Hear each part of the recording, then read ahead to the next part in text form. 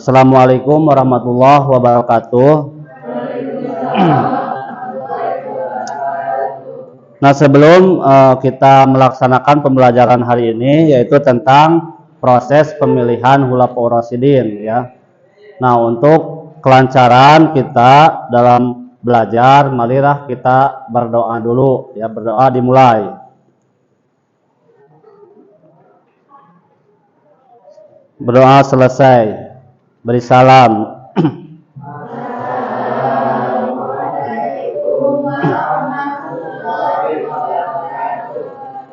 Baik, kita lanjut. Hari ini semuanya sekolah. Anwar, kenapa? Baik, untuk selanjutnya kita mulai saja, ya. Nah, kita di sini sebelum membahas materi yang akan kita pelajari, yaitu tentang proses pemilihan Khulafaur Rasyidin atau pengangkatan Khulafaur Rasyidin, ya.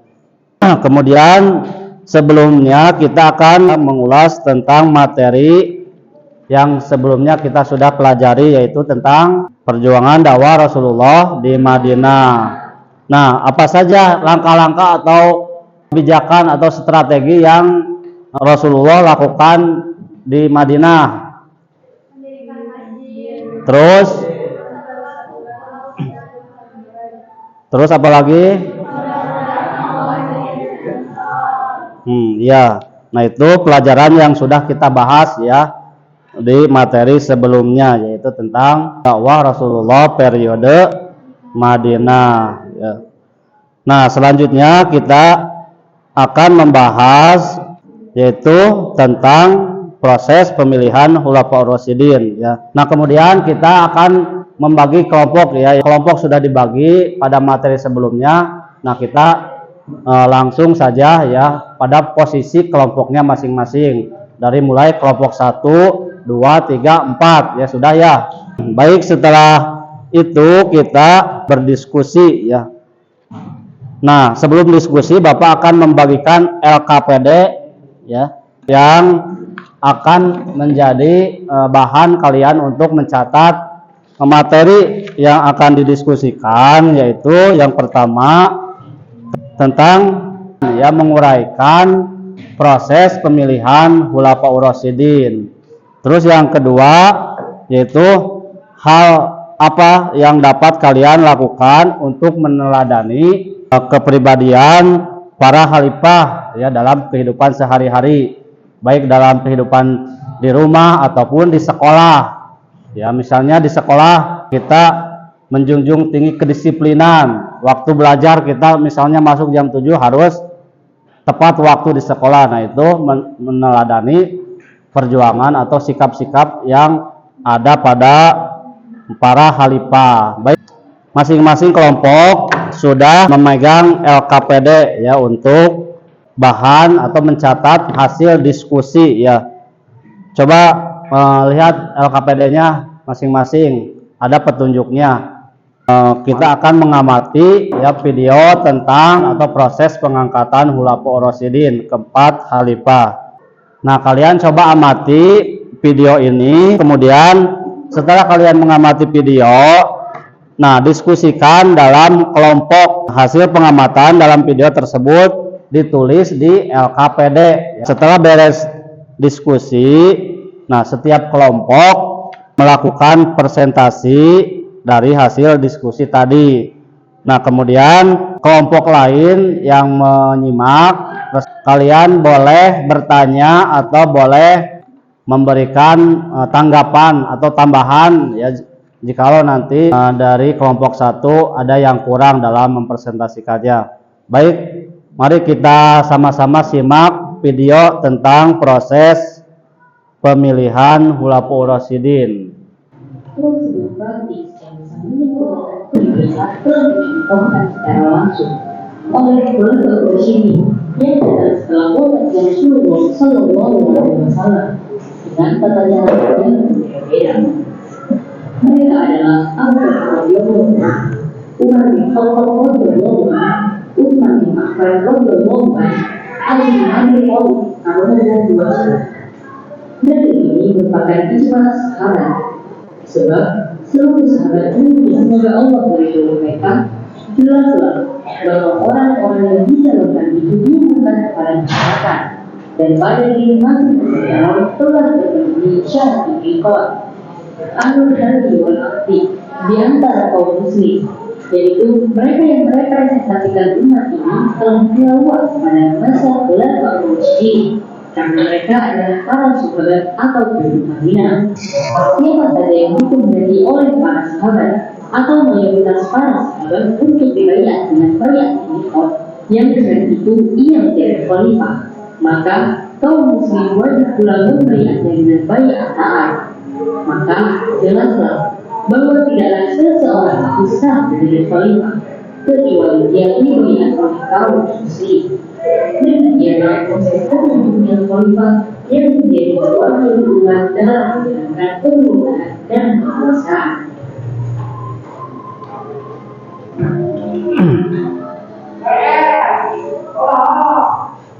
Baiklah, itu tayangan video tentang Khulafaur Rasyidin ya. Baik, yang pertama itu siapa? Abu Bakar As-Siddiq, yang kedua Umar bin Khattab, yang ketiga Utsman bin Affan, yang keempat Ali bin Abi Thalib. Baik, sekarang silakan kalian diskusikan bersama teman-teman satu kelompoknya. Bapak kasih waktu 10 menit ya untuk mendiskusikannya. Nanti setelah beres diskusi, giliran tiap kelompok mempresentasikan. Silakan berdiskusi. Ini kelompok 1 sudah beres. Ayo silakan. Satu kelompok ada HP 1 ya, untuk mencari referensi dari internet boleh ya. Jadi jangan terpaku sama materi yang ada ya, dari buku atau dari yang lainnya. Bisa lihat di internet untuk menambah referensi.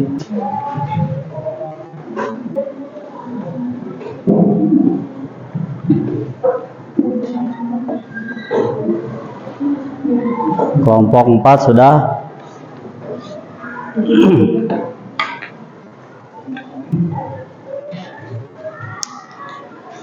Sudah siap, seberes semuanya?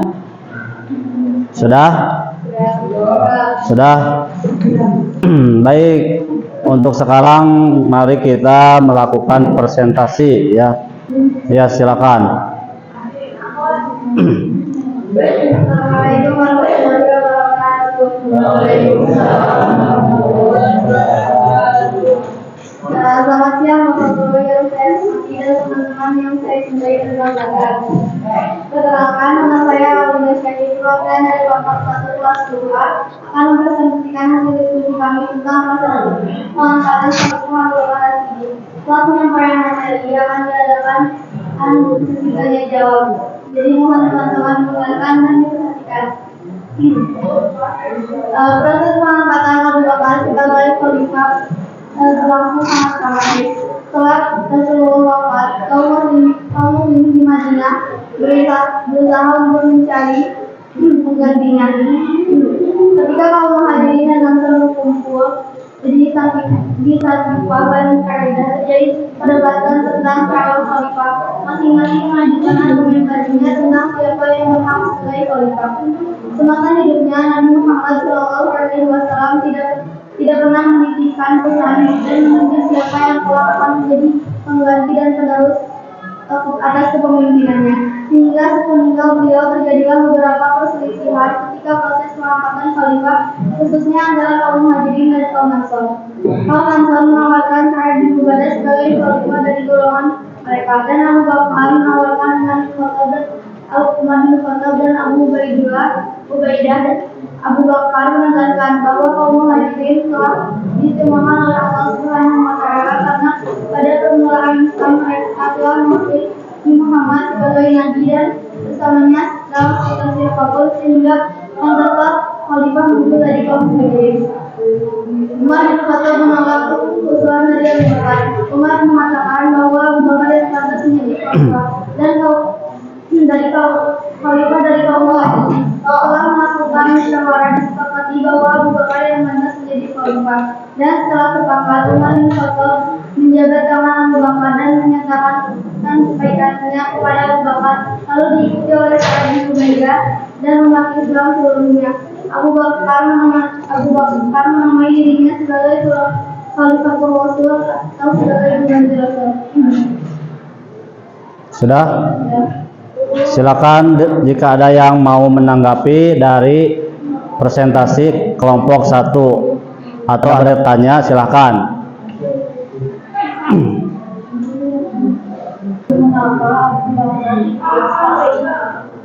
Karena Abu Bakar merupakan orang pertama yang mengakui peristiwa Isra Mi'raj, dan selain itu Abu Bakar juga orang yang ditaati di dalam orang Islam. Sudah? Baik, untuk kelompok 1 berikan tepuk tangannya. Silakan.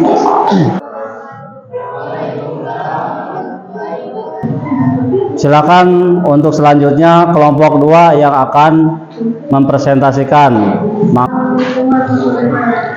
Waalaikumsalam warahmatullahi wabarakatuh.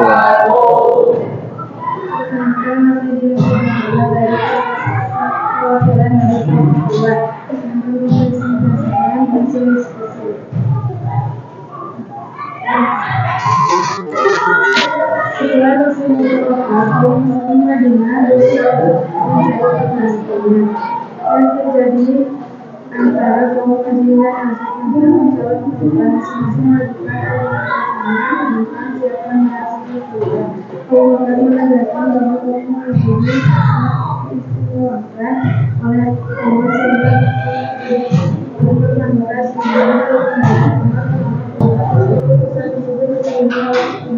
Islam sehingga mereka secara beramai-ramai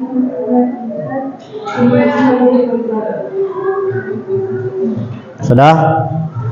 Baik, silakan. Ada yang mau bertanya?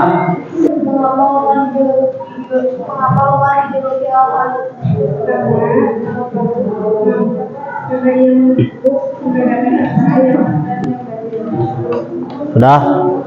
Silakan.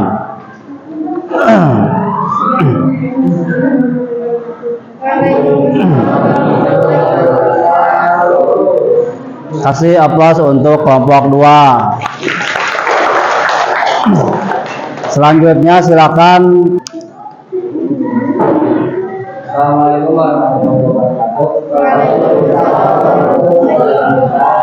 Perkenalkan, saya Muhammad Rafi, perwakilan dari kelompok 3 akan mempresentasikan pengangkatan Utsman bin Affan. Ketika Umar sakit keras karena ketika memegang Persia, beliau membentuk tim formatur yang terdiri dari Utsman bin Affan, Ali bin Abi Thalib, Thalhah bin Ubaidillah, Zubair bin Awam, Abdurrahman bin Auf, dan Sa'ad bin Abi Waqqas. Tugas tim formatur memilih salah satu seorang di antara mereka sebagai pengganti. Abdurrahman bin Auf dipercaya sebagai ketua tim formatur. Setelah melakukan wafat, tim formatur mengadakan rapat. 4 orang berkelompokkan mengundurkan diri menjadi calon anggota. Sehingga 2 orang yaitu Utsman bin Affan dan Ali bin Abi Thalib yang karena proses pemilihan menggunakan sebagai pengganti Umar bin Khattab. Beliau diangkat di usia 70. Beliau menjadi khalifah selama 20 tahun. Sudah? Baik, silakan. Ada yang mau menanggapi dari presentasi kelompok 3?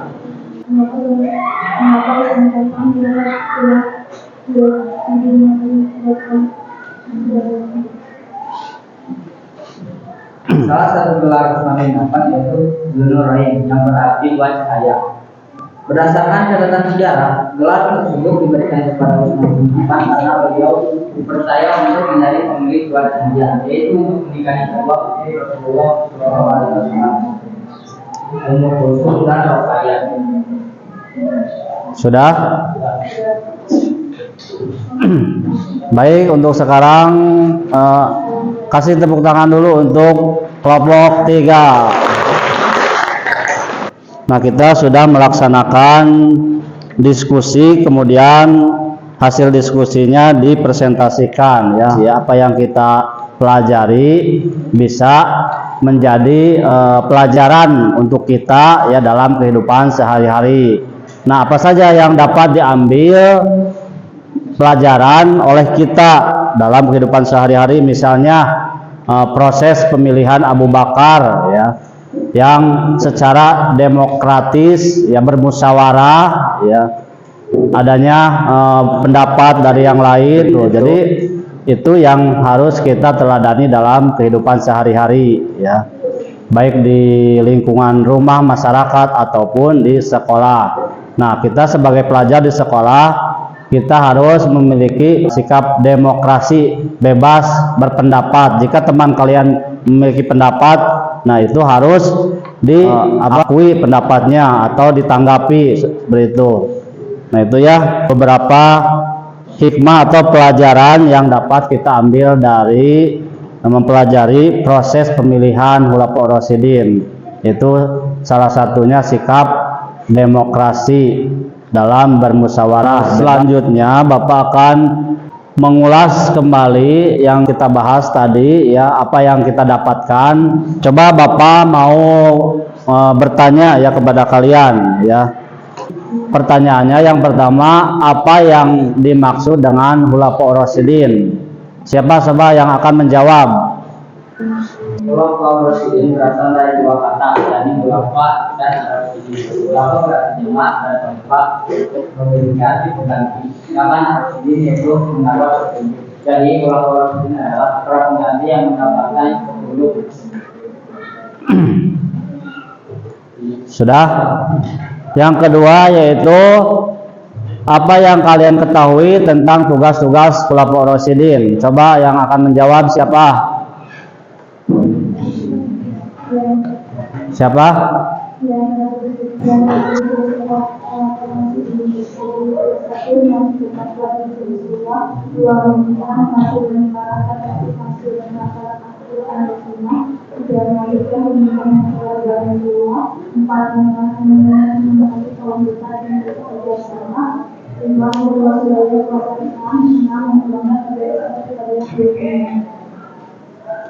Sudah? Nah, yang ketiga, hal apa yang dapat kalian lakukan untuk meneladani perjuangan Khulafaur Rasyidin dalam kehidupan sehari-hari? Seperti apa contohnya?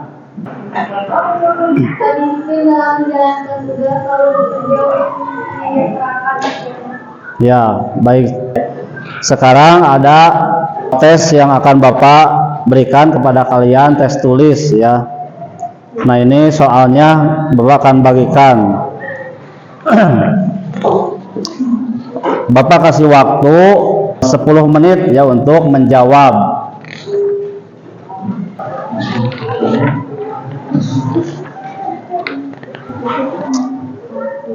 Baiklah, untuk tes tulisnya ya sudah selesai ya. Sudah. Nah, nanti kumpulkan ya tes tulisnya. Nah, untuk pelajaran hari ini setelah kita tadi membahas tentang proses pemilihan Khulafaur Rasyidin ya, terus membahas, mendiskusikan dari pengamatan video, terus kalian presentasikan. Nah, yang terakhir kegiatan melakukan tes tulis ya. Nah, untuk sekarang ya dicukupkan sekian. Nah, untuk nanti pelajaran berikutnya yaitu tentang substansi dan strategi dakwah Khulafaur Rasyidin. Nah, untuk sekarang dicukupkan sekian. Assalamualaikum warahmatullahi wabarakatuh.